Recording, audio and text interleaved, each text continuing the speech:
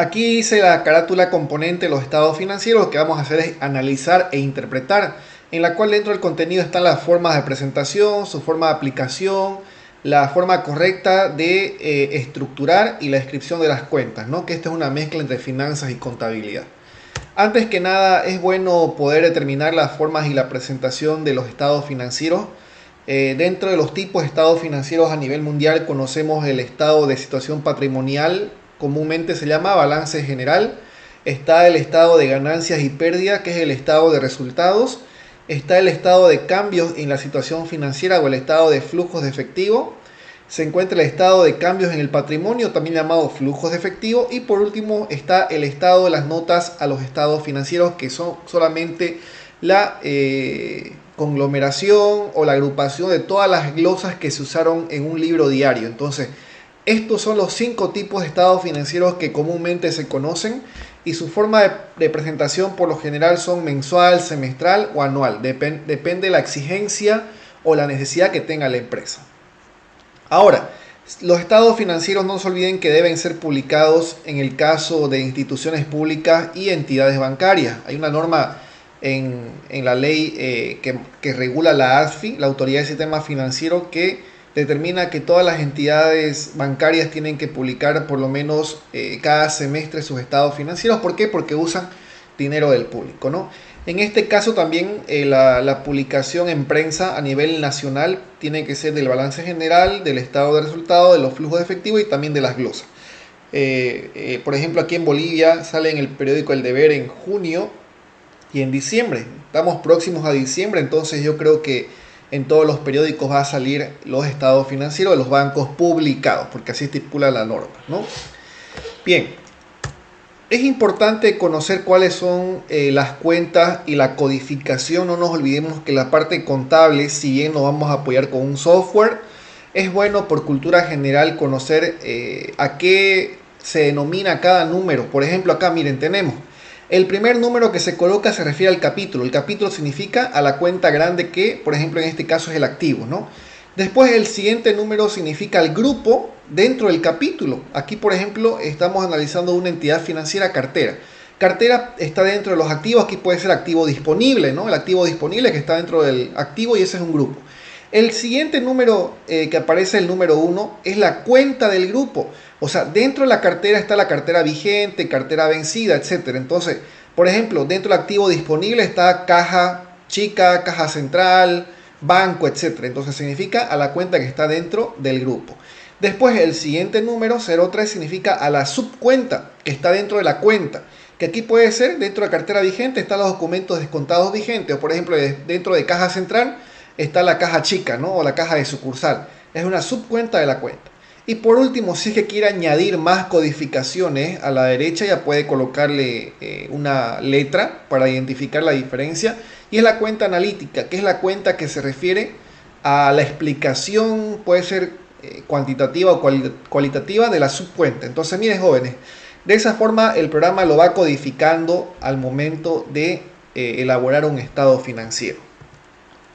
¿Cuáles son los capítulos que comúnmente se conocen en los estados financieros? Por ejemplo, el capítulo 1 le llaman al total activo, el capítulo 2 le llaman al total pasivo, capítulo 3 al patrimonio, el capítulo 4 al total de ingresos, que ya es parte del estado de resultados, el capítulo 5 los gastos, el capítulo 6 cuentas contingentes deudoras o cuentas por cobrar, y el capítulo 7 las cuentas contingentes acreedoras o cuentas por pagar. Entonces, aquí resumiendo, por ejemplo, estos 3 primeros son parte del balance general y estos 2 siguientes elementos son parte del estado de resultados.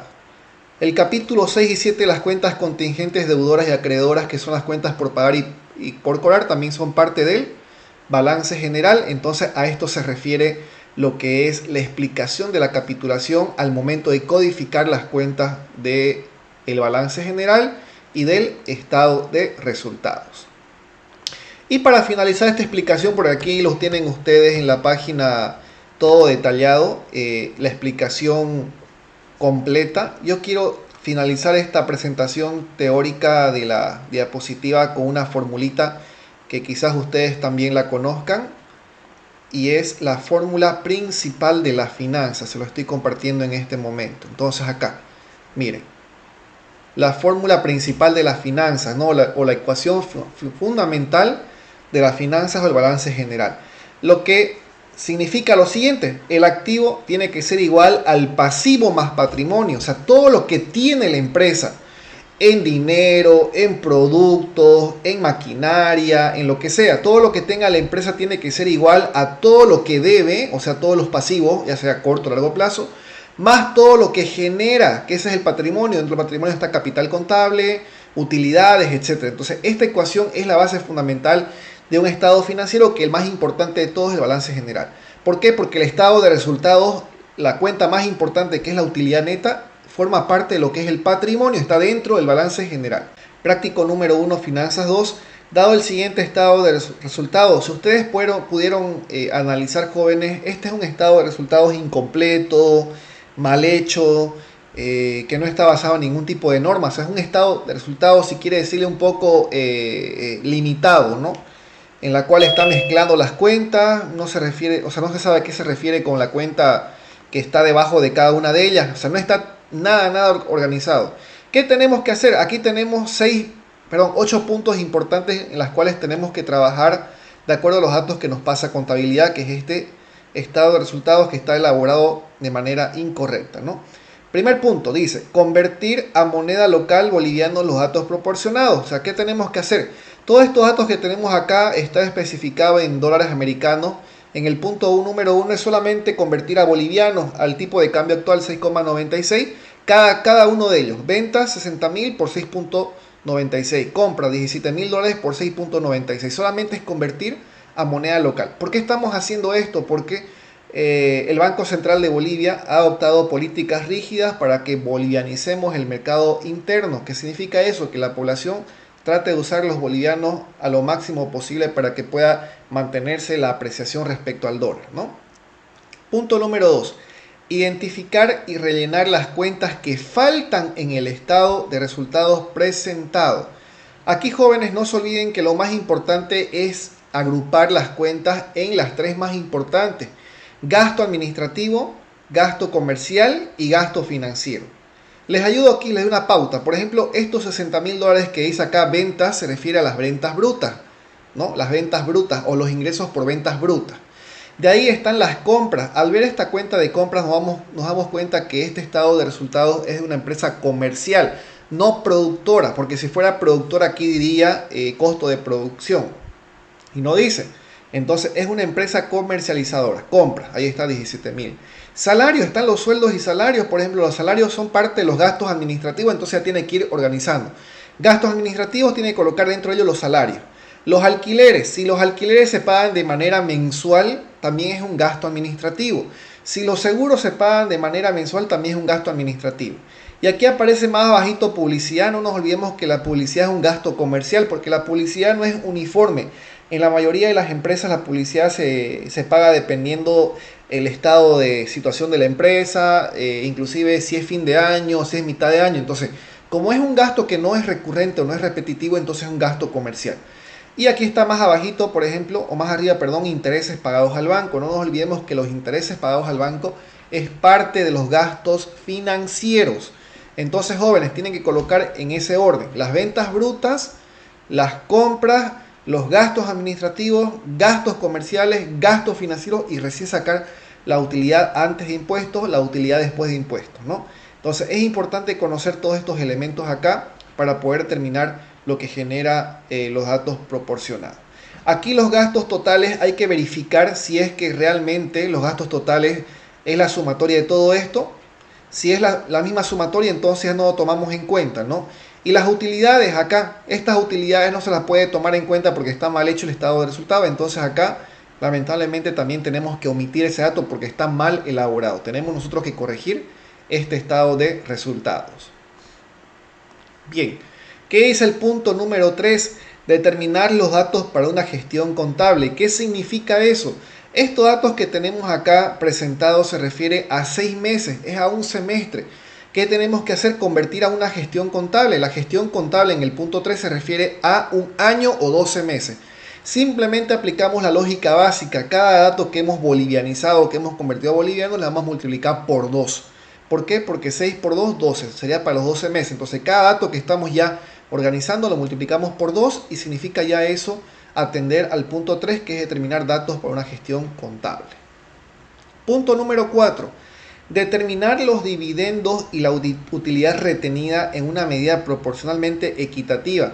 No nos olvidemos, jóvenes, que en el anterior tema hemos hablado un poquito de los dividendos y las utilidades. ¿Qué significa eso?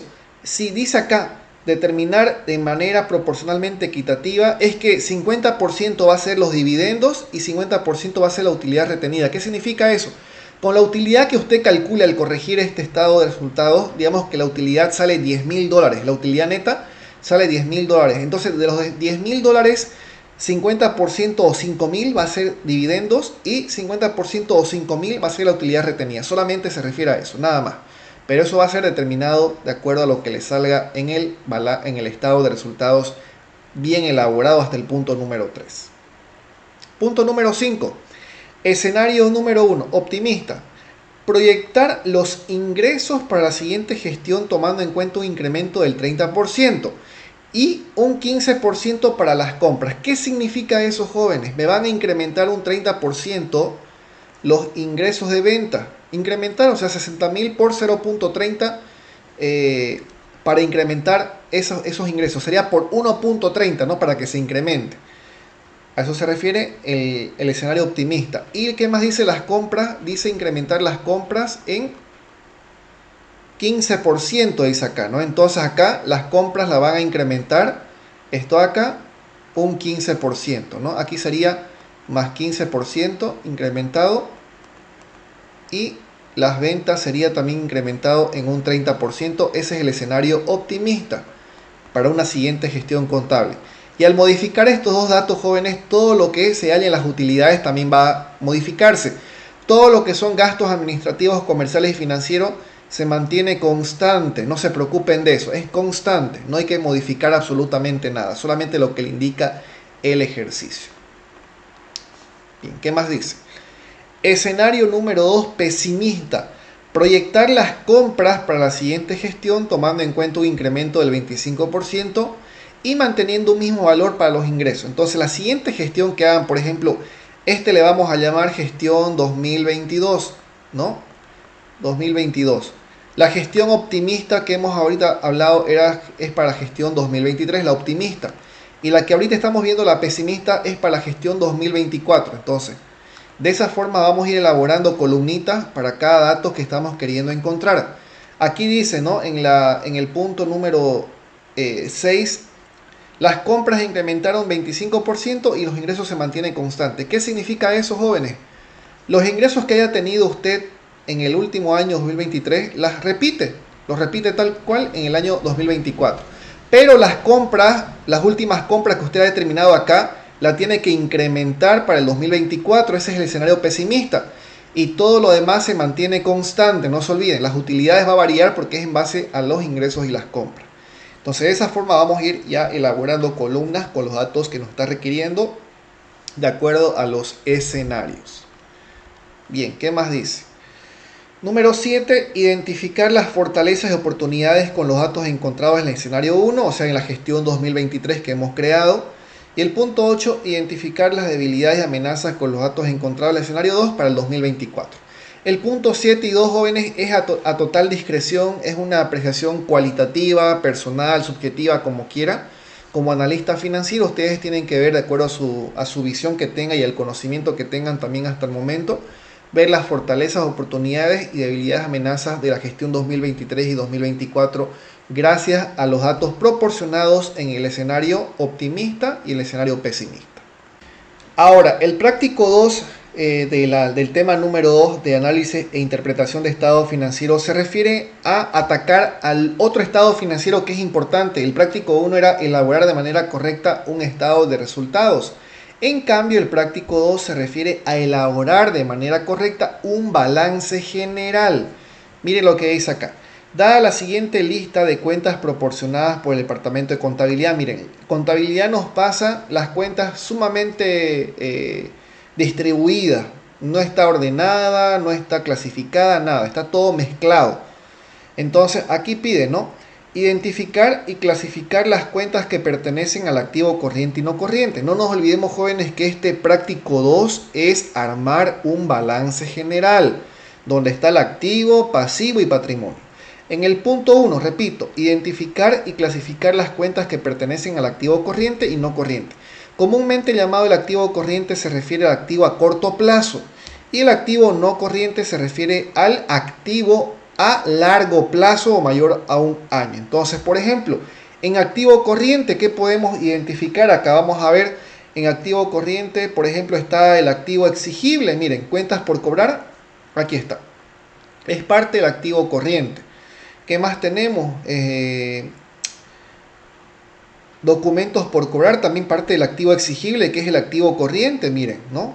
Más abajito, miren, caja de ahorro es parte también del activo corriente, más propiamente el activo realizable, perdón, el activo disponible, ¿no?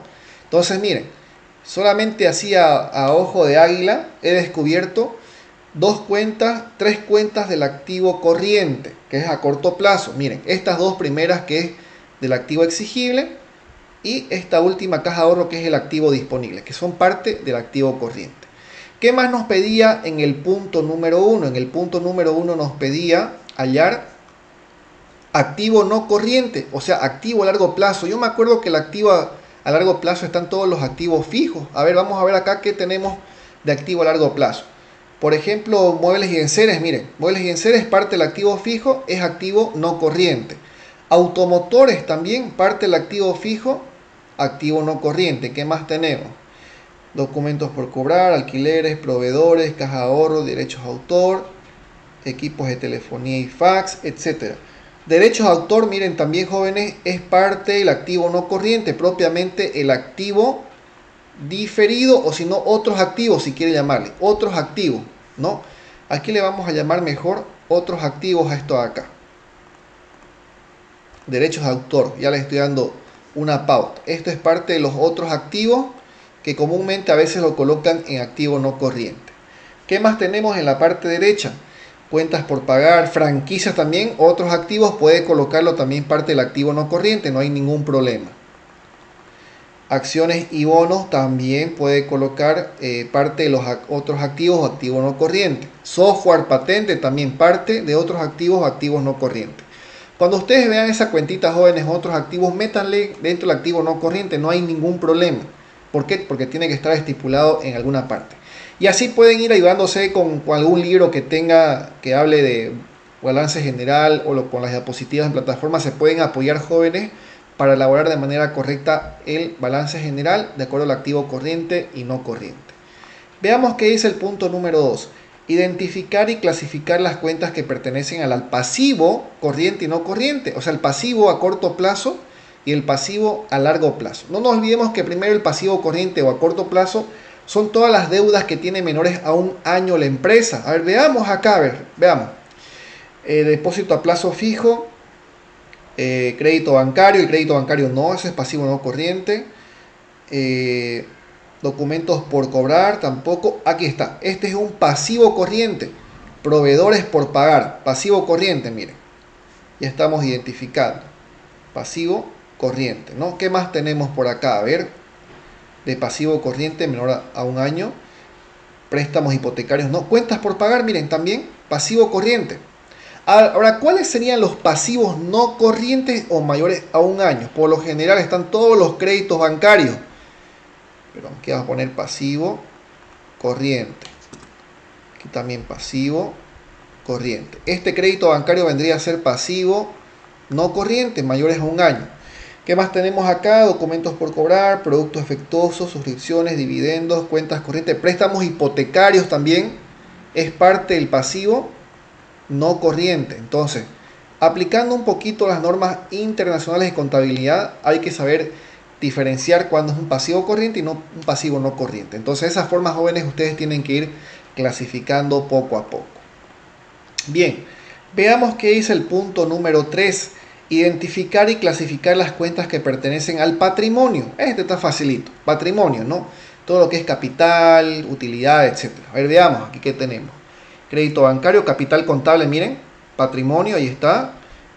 Utilidad retenida, también patrimonio, aquí está. Proveedores por pagar, productos defectuosos, caja de ahorro, dividendos, también patrimonio, ahí está. Préstamos hipotecarios no. Marcas de fábrica tampoco. Maquinarias, amortizaciones bancarias, sueldo, utilidad acumulada, patrimonio. Entonces de esa forma tienen que ir también un poco clasificando para colocar dentro de los datos encontrados. Muy bien. Y por último, ¿qué pide? Armar un balance general basándose en las normas internacionales de contabilidad. Entonces, jóvenes, como van a tener bien clasificado el activo corriente, no corriente, el pasivo corriente, no corriente y el patrimonio, está fácil que ustedes puedan armar un balance general aplicando la ecuación que les mostré en la diapositiva, donde el total activo tiene que ser igual al pasivo más patrimonio. Tienen que ver que cuadre para que salga bien la respuesta de acuerdo a la clasificación de las cuentas que estamos desarrollando.